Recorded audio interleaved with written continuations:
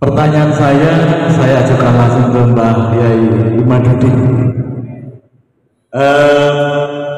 Dua yang pembicara tadi sudah semakin memperjelas bahwa PWI sudah on the right track, dan insya Allah pasukan PWI LS ini adalah pasukan yang samina wa'tona dengan Porodia. Nah, nun sewu yang saya juga kadang masih berpikir gundah Mbak Yai. Tadi sampaikan bahwa ancaman terbesar kita adalah politik pecah belah atau divided and impera. Kita LSI sedang membangun soliditas, sementara kawan kita sebelah para muhibbin juga melakukan hal yang sama. Nah, tentu ini perlu dijelaskan sejelas-jelasnya. CB cara bertindaknya seandainya suatu ketika berhadapan. Kami di pemerintah daerah tentu berkepentingan terhadap kondisivitas wilayah. Nah, pada aku harap begini terus keprimen itu. Laprak ya. Mohon pencerahannya Mbak Yai supaya artinya kesiapan PWI LS ini juga tidak kontraproduktif atau terprovokasi dengan upaya-upaya yang sifatnya divide and impera. Matur sembah nuwun. Assalamualaikum warahmatullahi wabarakatuh.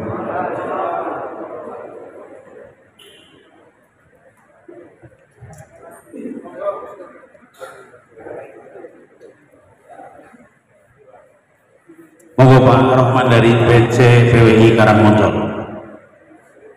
Assalamualaikum warahmatullahi wabarakatuh. Bapak Presiden Soekarno pernah menyampaikan bahwa ketika kita Hindu maka jangan jadi India, ketika kita jadi Islam maka jangan jadi Arab, ketika kita jadi Kristen maka jangan jadi Yahudi, dan seterusnya. Kiai Haji Abdurrahman Wahid dalam pengajian pernah menyampaikan, lah iya 300.000 wong wis tanda tangan arep mempertahankan kursi kepresidenan saya, tapi nggih apa presiden itu jabatan sing paling mulia? Apa jabatan negara adalah jabatan yang sangat mulia sekali, harus dipertahankan dengan tetesan darah. Kiai Haji Abdurrahman Wahid tidak mau. Akan tetapi kalau bentuk negara, latar belakang berdiri negara, sampai mati taklabni, kata Kiai Haji Abdurrahman Wahid. Pak Prabowo sudah pidato kemarin. Yang ketiga, dasar pemikiran saya, NU adalah satu organisasi yang sangat setia terhadap NKRI, Pancasila, Bhinneka Tunggal Ika, dan lambang negara. Dari lahir sampai hari ini belum pernah menodai sedikit pun terhadap negara Kesatuan Republik Indonesia.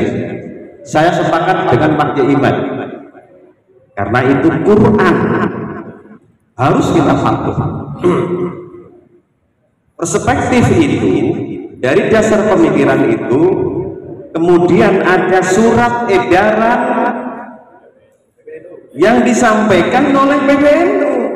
Kalau sekedar bicara kita adalah tentang berdasarkan Al-Quran itu, tapi di dalam ikrar tadi juga sudah disebutkan pembelaan terhadap negara Kesatuan Republik Indonesia dan lain sebagainya. NU, pertanyaannya Pak Kiai, kalau Mbak Alawi ada indikasi atau nyata akan merongrong negara kesatuan Republik Indonesia, kemudian dengan bukti surat edaran dari PBNU, apakah itu tidak sebagai bukti bahwa NU sudah terlibat di dalam merongrong NKRI? Ini yang perlu kita kaji ke depan, bukan hari ini. Kalau kajian hari ini Kiai Imad selesai, saya akan berbicara dalam kondisi politik dan politik hukum. Kalau ada tuntutan terbukti bahwa Mbak Alawi terbukti merongrong negara NKRI dengan bukti surat edaran dari PBNU seperti itu, apakah pertanyaan saya kembali, yang terlibat dalam pengurus NU di tingkat ranting, di tingkat MWC, kebetulan Pak Sugeng ketua MWC NU Karangmoco, maaf nih Pak Joko Mandananu yang wakil dengan bukan menopo komandan saya harus minta izin. PCNU ada di sini, PWNU akan diam saja ketika NU ternoda ternyata melindungi orang-orang yang ingin merobohkan NKRI. Apakah itu tidak penodaan terhadap NU? Maka pertanyaan saya kembali akan dibiarkan. Saya tidak akan melanjutkan yang spesifik. Hanya pertanyaannya, akan dibiarkan PBNU bergelimang masuk dalam sebuah kondisi politik yang sangat menggelobal dan sangat akan merugikan NU itu sendiri dengan bukti bahwa surat edaran PBNU. Begitu saja dari saya, mohon dijawab oleh siapapun, saya ikhlas. Sekian, assalamualaikum warahmatullahi wabarakatuh.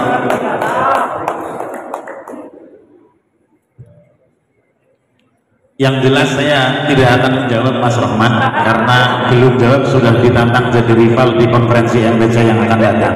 Santai saja. Monggo dua yang lain. Silakan Kiai.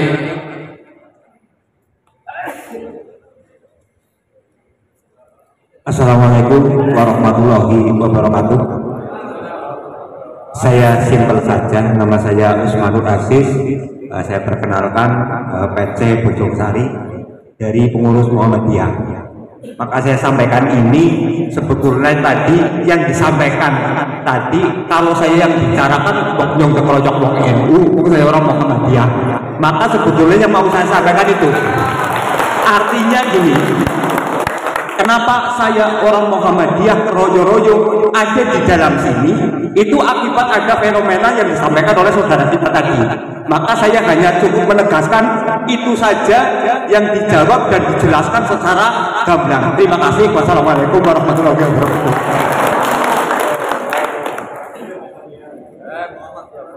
Kita anggap PC PWI Bojong Sari mewakili dua pertanyaan, atau masih ada yang mau menyampaikan? Tinggal satu kuota ini. Cukup? B. Beliau mewakili Muhammadiyah dan mewakili PC PWI Bojong Sari. Jadi dua penanya.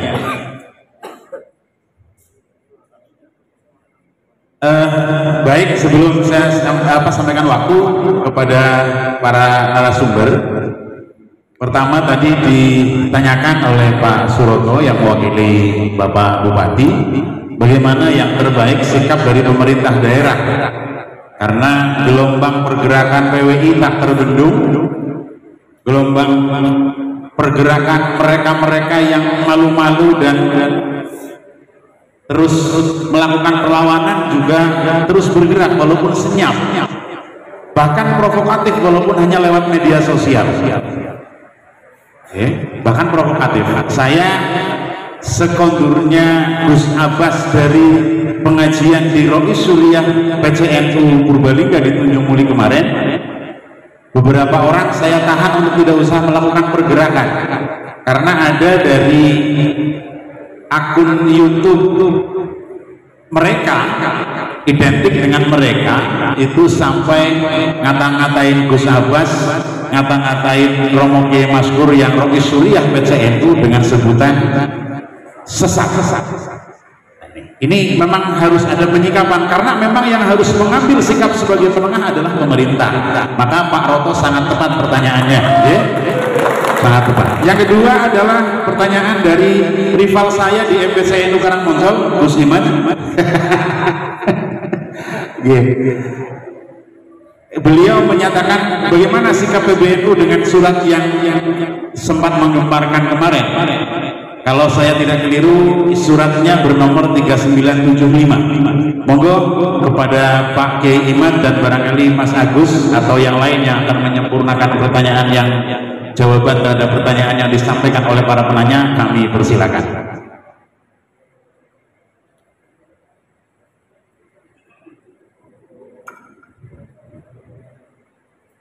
Ya, jadi begini, dari yang mewakili Bapak Bupati, Bapak Suroto, bagaimana langkah PWI untuk berjuang tetapi juga terus menciptakan kondisivitas di masing-masing tingkatan. Ketika di Purbalingga tentu menjaga kondisivitas di Purbalingga. Kita ini telah mengatribusikan diri sebagai pelanjut daripada perjuangan Wali Songo Indonesia.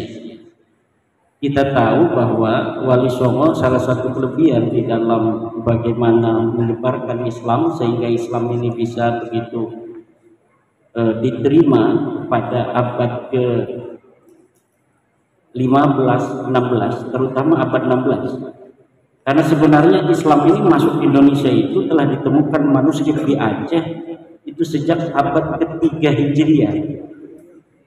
Abad ketiga Hijriah itu berarti sekitar abad ke-10 Masehi.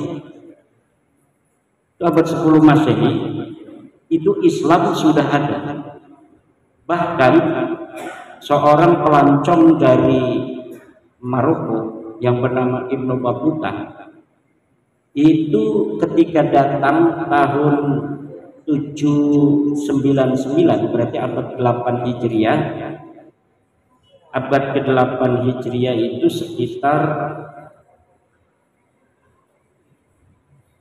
abad ke-14 Masehi.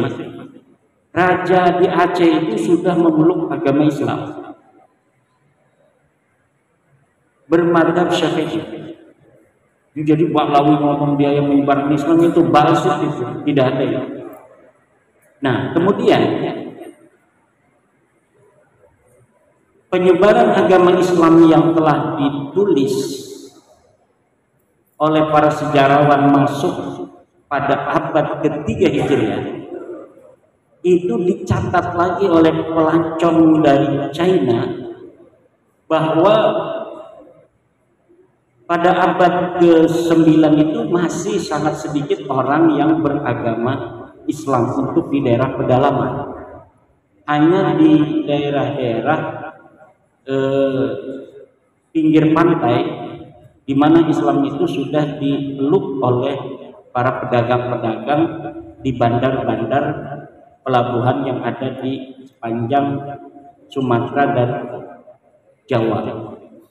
Artinya yang ingin saya katakan bahwa Wali Songo abad ke-16 Masehi itu walaupun belum ditemukan data yang sangat otentik pada masanya dari internal, yang baru kita temukan hanya dari eksternal, bahwa Wali Songo berhasil menyebarkan Islam secara masif di abad 16 lebih cepat daripada para penyebar-penyebar agama Islam sebelumnya dari mulai abad ketiga Hijriah itu atau abad 8 Masehi. Kenapa? Jawabannya ternyata karena Wali Songo itu welcome terhadap budaya yang ada di Nusantara. Berbeda dengan para penyebar Islam sebelumnya, Wali Songo lebih adaptif terhadap budaya-budaya lokal, sehingga budaya itu kemudian bukan disisihkan, malah dimodifikasi menjadi alat-alat dakwah itu sendiri. Disitulah Agus Sunyoto, profesor kita itu dari PBNU, hanya dalam waktu sekitar 40 tahun Wali Songo berhasil mengislamkan itu hampir seluruh Pulau Jawa. Ini adalah sebuah prestasi yang luar biasa yang belum pernah terjadi di belahan dunia manapun tanpa peperangan. Kalau dengan peperangan, Spanyol sendiri itu kan bisa menyebarkan Islam dengan singkat karena terpaksa, karena ada ancaman militer. Tetapi ketika kekuasaan militer itu pergi, iman-iman itu pun pergi juga karena terpaksa. Tetapi di Indonesia, di Nusantara ketika itu Islam bisa menancap begitu kuat di masyarakat kita sampai hari ini 87% tercatat bahwa orang Indonesia mengaku beragama Islam. 87% luar biasa. Di Malaysia sendiri itu yang kelihatan negara Islami, itu umat Islamnya itu hanya sekitar setengah dari warga negara Malaysia. Tapi di Indonesia umat Islam bisa mencapai 87%. Bahkan katanya 87% itu pun adalah tidak faktual. Yang faktual itu lebih dari 90% orang yang mengaku beragama Islam. Tetapi taruhlah kita ambil data BPS bahwa umat Islam Indonesia 87%. Artinya apa? Artinya adaptasi dakwah yang dibawa oleh Wali Songo, walaupun dengan berbagai dinamika politik yang terjadi pada masanya, tentu dalam penyebaran itu seperti tadi Pak Agus Sukoco mengatakan, ada peristiwa Hadi Wijaya, Aryo Penangsang, ada Pangeran Hadiri yang dari Jepara, di Banten sendiri ada perebutan kekuasaan antar saudara antara Pangeran Arya Jepara dengan Arya Rana Manggala, terjadi perang saudara juga. Tetapi di dalam konteks penyebaran agama Islam tidak ada peperangan atas nama agama. Ini yang perlu digarisbawahi. Jadi peperangan antara kerajaan-kerajaan atau internal kerajaan sendiri itu lebih dalam masalah politik, bukan masalah penyebaran agama Islam. PWI ini yang intinya nih Pak Bupati. PWI dalam bergerak pun insya Allah dalam semangat yang luar biasa ini tetap membawa nilai-nilai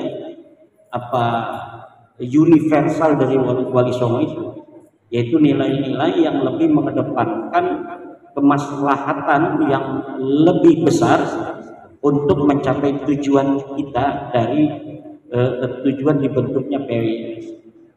Jadi nilai bingkai keindonesiaan ini akan tetap menjadi sebuah perhatian yang sangat diperhatikan oleh PWI. Artinya di dalam bagaimana PWI mencapai tujuan itu tidak akan mengorbankan dari ketentraman dan kedamaian itu sendiri. Ini bukan berarti PWI harus terus mengalah, kan? Ini bukan berarti PWI harus terus mengalah. Karena kalau kita punya rumah kita atau kita punya harta atau kita bawa motor, kemudian kita bisa pencak silat, kita bawa senjata celurit juga, ada begal, kan? Mau ngambil motor kita dan kita melihat kita mampu untuk melawannya, kira-kira kita akan membiarkan dia membacok kita lalu mengambil motor kita, atau kita melawan dia sampai siapa yang menang? Nah, Nah, artinya selama PWI ini tidak didesak untuk berbuat yang semestinya dilakukan dalam kondisi terdesak, PWI akan tetap membawa nilai-nilai universal ajaran Wali Songo, kesantunan, keberadaban, dan nilai-nilai luhur dari bangsa Nusantara. Setuju? Tetapi apabila di dalam dakwah ini, di mana kita telah meyakini dengan seyakin-yakinnya bahwa Baklawi ini bukan cucu Nabi, dan dengan itu kita mengupayakan mendakwah para saudara-saudara kita bahwa Baklawi bukan cucu Nabi, agar mereka saudara kita itu tidak bisa lagi untuk dibohongi, dieksploitasi untuk kepentingan pribadi orang yang mengaku sebagai cucu Nabi, kemudian dihalangi. Nah, berarti kita bukan mencari musuh, tetapi musuh sudah datang sendiri. Itu dalam konsep PWI disebut minggir orang minggir, laka munture. Nah itu, dan kita akan memahami bahwa Indonesia ini kan ada tata kelola hukum, betul? Di sana ada polisi, di sana ada penegak hukum. PWI ini luar biasa, Pak Bupati. Kita acara pengajian Ketua Umum Gus Abbas di Bekasi, ada yang mengganggu. Orangnya kecil-kecil, hanya beberapa orang. Kalau kita mau kemudian melawan ketika itu, maka kita bisa untuk menghajarnya, menabraknya, tetapi kita menggunakan proses hukum diutamakan, karena kita jadikan hukum sebagai panglima di negara kita, betul? Akhirnya kita melapor ke polisi, dan sekarang lagi berproses laporan kita tentang kejadian di Bekasi tersebut. Begitu pula ketika ada saudara kita Banser yang mengawal kiai dari PWI, kemudian Banser itu dipukul oleh Ibin, kita juga tidak mengambil langkah sendiri secara ke-PWI-an, tetapi kita menghormati hukum, kemudian kita melaporkan pelaku pengeroyokan dan penganiayaan terhadap Banser itu ke polisi, dan akhirnya sampai dijatuhi hukuman. Itu yang dilakukan oleh PWI selama ini. Kalau masalah perang, jangan tanyakan orang Purbalingga perang. Jangan tanya, mereka ini ada kesawaban genealogi para pejuang, terutama dari Mbah Gunung Karang, apa siapa namanya? Syekh Jambu Karang. Ini perlu diketahui, itu Syekh Jambu Karang datangnya dulu dari Banten. Makanya kenapa energi Purbalingga itu begitu kuat PWI-nya, karena di situ ada pejuang Syekh Jambu Karang. Itu jadi intinya kita akan tetap mengupayakan jalan-jalan perdamaian untuk mencapai tujuan-tujuan mencerdaskan masyarakat, terutama dalam konteks pengakuan orang yang bukan turunan Nabi sebagai keturunan Nabi. Yang kedua, Soekarno mengatakan ketika kita jadi Hindu jangan jadi orang India, ketika kita jadi Buddha jangan jadi orang Cina mungkin. India juga ya? Kalau Cina kan Buddha itu. Ketika kita jadi orang Islam jangan jadi orang Arab. Betul sekali itu. Karena Soekarno itu putra sang fajar yang memiliki mahkota mayang Arab tanah Nusantara ini. Dan 100 tahun setelah itu muncul PWI LS ini. Cuma karena PWI LS itu begitu kental dengan KNU-an, walaupun ada ketua kecamatan yang Muhammadiyah di Purbalingga ini, maka siklus 100 tahunnya mengikuti NU. Siklus 100 tahun pertama adalah perang Diponegoro 1825. Kemudian siklus kedua 1826, 100 tahun kurang 1 itu, yaitu dibentuknya Nahdlatul Ulama. Siklus ketiga 2025 PWILS. Di saat Nusantara ini dalam siklus 100 tahun ini selalu ada dinamika, seharusnya ini PBNU, seharusnya, tapi PBNU mungkin lagi sibuk ngurusin yang lain. Akhirnya kesempatan itu Allah berikan dengan kemuliaan kepada kita hari ini. Ini siklus 100 tahun. Nanti 100 tahun yang akan datang itu 2125. Apa yang akan terjadi? Mungkin akan ada dinamika lagi. Entah itu apa namanya, wallahu a'lam bishawab. Mungkin kita sudah hanya tinggal sejarah. Mungkin akan terjadi dinamika di tengah-tengah 50 tahun yang akan datang. Bangsa Indonesia kemudian kembali melupakan jati dirinya setelah kebangkitannya dari PWILS 2025. Kemudian ada 50 tahun 2075 lemes lagi, mungkin masing-masing pada mikirin proyek, ada yang proyek jadi komisaris, proyek tambang, proyek besi. Mungkin ini dari PWILS-nya mungkin sudah begitu kan, PWILS mungkin 2075 itu sudah kokoh itu. Mungkin ketua PC tingkat kecamatan aja ditawarin komisaris sudah itu. Mungkin sekali itu 50 tahun yang akan datang. Akhirnya jati diri perjuangan PWILS itu kendor lagi. Akhirnya pada puncaknya 1200 mungkin 1100 itu benar-benar bangsa Nusantara ini akan menjadi budak daripada bangsa lain-lain. Kemudian beberapa tahun kemudian muncul lagi tulisan-tulisan saya, misalnya ada yang ikut baca lagi YouTube Jagat Lukti itu mungkin ada yang ngambil dari pusat data gitu. Ini 100 tahun yang lalu atau 90 tahun yang lalu ternyata ada masalah ini, masalah tentang kebangkitan Nusantara, kebangkitan kita sebagai bangsa, jati diri kita. Kemudian kita bertanya tentang jati diri kepada diri sendiri, kemudian eskalasinya terbentuklah PWILS.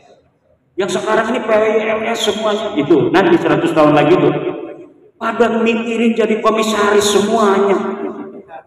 Ada pembaharu anak-anak muda PWI yang tidak masuk struktur PWILS ketika itu. Kemudian ketua PC-nya, ketua PW-nya, ketua DPD dari tingkat kabupaten marah-marah, itu bukan PWI, itu khawarij. Karena apa? Karena ketua DPD-nya waktu itu sudah nggak enak itu, karena yang mengasih komisaris itu ada kaitan dengan dirinya. Ini yang akan terjadi. Maka muncul kembalilah 1125 itu kebangkitan Nusantara yang keempat. Entah kepada siapa akan diberikan, apakah kepada anak cucu kita lagi apabila kita mendidiknya dalam kebenaran, dalam jati diri bangsa yang kuat, atau akan diambil oleh cucu kibin-kibin yang sekarang orang jadi kibin itu. Bisa jadi, karena ini yang jadi PWI pun banyaknya mantan kibin-kibin itu sendiri. Betul? Kesempatan untuk berjuang itu Allah berikan kepada yang siap, bukan dilihat dari siapa keturunannya. Bukan dilihat, oh ini keturunan daripada aktivis PWI tahun 1925, harus dari mereka muncul siklus 100 tahun yang keempat. Bukan, tetapi dari mereka yang siap, dari mereka yang dipilih oleh Allah Subhanahu wa taala, sebagaimana hari ini Allah memilih kita dalam siklus yang ketiga.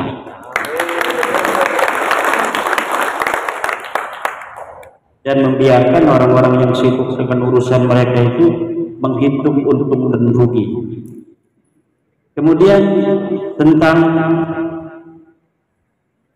apakah ketika PBNU memberikan surat itu sementara Baklawi sudah nyata merongrong NKRI, apakah itu bukti bahwa NU terlibat merongrong NKRI? Tidak. Ini kalau nggak dijawab tidak dulu nih mancing-mancing nih orangnya. Ini penanya ini jangan-jangan Mbak Lawi.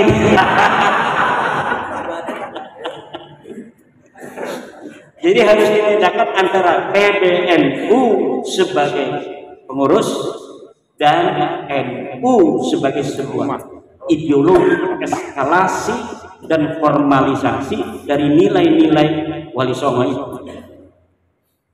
Kita mencintai NU itu karena nilai-nilai itu. Pengurus itu kan ada batasnya.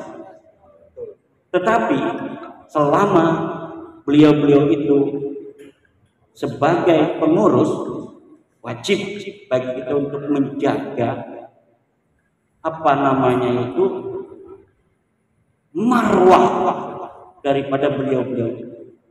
Karena apa? Selain PBNU ini sibuk juga mikirin PWI ini yang bikin kesel, mereka juga dalam hal ini kita termasuk di dalamnya masih mempunyai musuh, yaitu orang-orang yang ingin melihat NU hari ini hancur lebur. Dan kalau NU hari ini hancur lebur, maka musuh NKRI untuk memecah belah NKRI ini akan semakin mudah. Karena salah satu dari kekuatan pengikat daripada NKRI ini adalah ideologi Islam Ahli Sunnah wal Jamaah yang dikembangkan oleh Nahdlatul Ulama itu sendiri. Jadi saudara-saudara, di sini ada diagram Venn. Ada diagram Venn, bunder, kaitan NU dengan kita itu sangat kuat, tetapi ada irisan di mana kita bagian dari NU, tetapi ada perbedaan cara pandang kita dengan PBNU hari ini tentang menyikapi Baklawi. Kita progresif, begitu bersemangat tinggi. PBNU mempunyai cara lain. Bisa jadi perspektifnya yang ada di dalam otak-otak orang tua kita itu sama dengan kita. Bisa jadi ini husnudon, tetapi caranya berbeda. Bisa jadi juga tidak sama sekali. Jadi ini kan kita belum, kecuali begini, kalau suratnya itu begini, kami pengurus PBNU menyatakan bahwa Baklawi adalah durian Nabi, tapi tidak perlu adanya diskusi, tidak perlu ada pembuktian. Pokoknya Baklawi cucu Nabi dan PWLS adalah bukan Nahdlatul Ulama. Selesai. Baru itu langkah penyikapannya berbeda. Tetapi suratnya kan bukan begitu. Malah di poin ketiga itu jelas yang dimaksud adalah Baklawi yang suka membawa-bawa nama kemuliaan Rasulullah, kemudian untuk kepentingan pribadi dan kelompoknya. Siapa yang seperti itu? Bukan PWLS, bukan Nahdlatul Ulama, bukan Kiai Kampung, tetapi adalah Baklawi. Kemudian poin keempat, NU PWLS sengaja dibentuk untuk menjalankan permusuhan dengan orang-orang yang mengaku cucu Nabi, begitu aja. Siapa itu? PWLS, organisasi yang dibentuk sengaja untuk menjalankan permusuhan. Saya ucapkan sekali lagi bahwa menjalankan permusuhan itu dalam konteks bahasa frasa Al-Quran itu tidak negatif, karena Allah pun memerintahkan kepada kita untuk bermusuhan dengan setan. Inna syaitana lakum aduwwun mubin, inna syaitana lakum aduwwun fattakhiduhu aduwwa. maka jadikan setan itu sebagai musuh. Musuhilah setan. Diperintahkan kita untuk memusuhi setan. Setan itu adalah lambang pemalsuan, lambang daripada kejahatan, lambang daripada eksploitasi. Nah, ketika PBNU mengatakan disengaja dibentuk untuk melaksanakan permusuhan dengan orang-orang yang mengaku turun Nabi, ini adalah legitimasi daripada PBNU bahwa terus saja PWLS untuk bergerak menjalankan misinya tersebut agar kesucian Rasulullah dan keturunannya dapat terjamin. Karena apa? Karena Rasulullah tadi seperti yang dikatakan oleh Agus Cokro adalah entitas kemuliaan, bahkan dia jasadnya adalah ruh itu sendiri, luar biasa. Ini saya pertama kali mendengarkan ini, belum mendengarkan dari ahli filosof manapun. Pertama kali mendengarkannya adalah dari Purbalingga, luar biasa Purbalingga. Keturunannya pun dalam perspektif kita Nahdlatul Ulama yang ada anjuran untuk menghormatinya berarti perlu dijaga. Tidak boleh ada orang-orang yang mengaku sebagai cucu Nabi padahal dia terbukti bukan sebagai cucu Nabi. Betul atau tidak? Nah, berarti di situ kita disuruh diteruskan untuk berjuang menjaga nasab dan keturunan Rasulullah, jangan sampai ada yang masuk padahal dia bukan keturunan baginda Nabi besar Muhammad sallallahu alaihi wasallam. Mungkin demikian, luar biasa. Ini sudah 3:30 dan nanti malam kita ada acara lagi. Demikian, wallahu wal muwaffiq ila aqwamit thoriqin.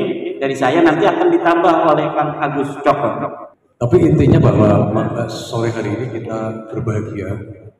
Sekali lagi saya mengapresiasi keberanian Kiai Imad untuk membuka tabir-tabir kegelapan, di mana selama ini kita seolah dibutuhkan di dalam nalar beragama, seolah tafsir agama seolah sudah berhenti, tidak ada kebenaran kelanjutannya. Tetapi beliau membuka ruang-ruang ilmiah untuk membuktikan bahwa kebenaran selalu harus kita kejar, kita cari, dan tidak akan pernah selesai. Tidak akan pernah selesai orang menganggap bahwa dirinya benar. Nah, sekali lagi, nomor satu, meskipun di objek penelitian beliau adalah soal nasab, tapi sama meluas skala manfaatnya adalah keterbukaan di dalam langkah-langkah penalaran di dalam beragama. Bagaimana kita bernabi. Ini meskipun agak terlambat kalau saya boleh jujur, ini sudah kadung terlalu lama, sudah menggurita, melahirkan mukhibin yang dijelaskan sudah tidak bisa, dinalarkan sudah tidak bisa. Tetapi Tuhan punya cara bagaimana menggerakkan akal dan hati mereka. Tiba-tiba mereka nanti akan menjadi pengikut PWLS yang karena mereka pasti bukan keturunan Yaman para mukhibin. Di dalam diri mereka ada rekaman atau memori yang tersimpan dalam gen leluhur-leluhur. Mungkin mereka juga keturunannya Ki Ageng Pengging, keturunannya Brawijaya, keturunannya Ken Arok mungkin. Mereka pasti bukan orang mana-mana. Mereka adalah anak cucu dari leluhur Nusantara. Jadi mereka sama. Musuh kita bukan bangsa kita sendiri. Musuh kita adalah yang ingin menjadikan bangsa kita sendiri saling bermusuhan. Itulah musuh sejati kita. Bangsa kita tetap kita cintai, kita rangkul. Saya kira itu saja, Kiai. Alhamdulillah saya cukup sampai di sini. Banyak sebenarnya yang ingin saya sampaikan.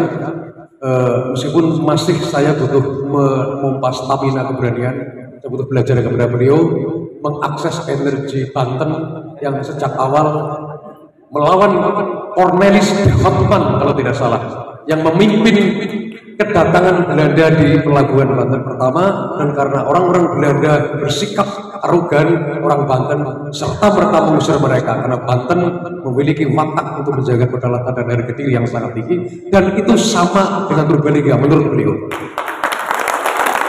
Karena Syekh Jagutara di abad ke-12 ke sini yang waktu itu bernama Raden Mundingwangi juga dari sana. Jadi ada keterkaitan. Jadi kalau diteliti mudah-mudahan nanti kita akan ketemu di keturunan berapa dengan beliau. Saya ingin menutup dengan satu pandangan agak saintifik, meskipun saya tidak bisa menjelaskan secara detail. Di dalam diri kita itu ada otak, Otak itu merekam peristiwa sejak lahir. Jadi bayi meskipun belum bisa berpikir, apapun yang dialami dan di sekitarnya dia akan terekam di otaknya. Maka hati-hati, meskipun itu bayi, jangan main-main di depan bayi karena apapun akan terekam di otaknya. Di dalam diri kita juga ada sel DNA. Sel DNA itu merekam peristiwa tidak hanya sejak lahir, tapi ia merekam peristiwa sejak bapak kita, mbak kita, buyut kita. Itu terekam peristiwa-peristiwa beliau-beliau di dalam sel DNA kita.